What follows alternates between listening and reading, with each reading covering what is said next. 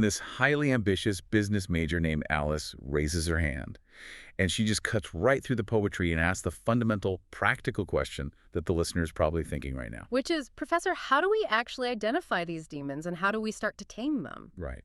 And the professor answers with what he calls the fuel formula. He tells Alice that our demons are actually our fears, our insecurities, and our unresolved conflicts. Okay. And to identify them, you have to engage in brutal introspection.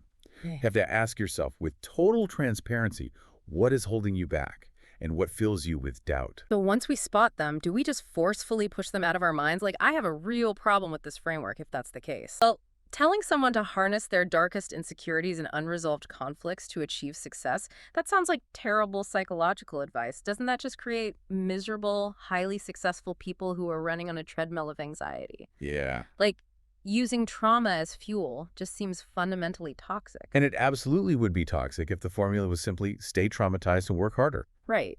But the professor is pointing to a specific, really well-documented psychological mechanism called cognitive reappraisal.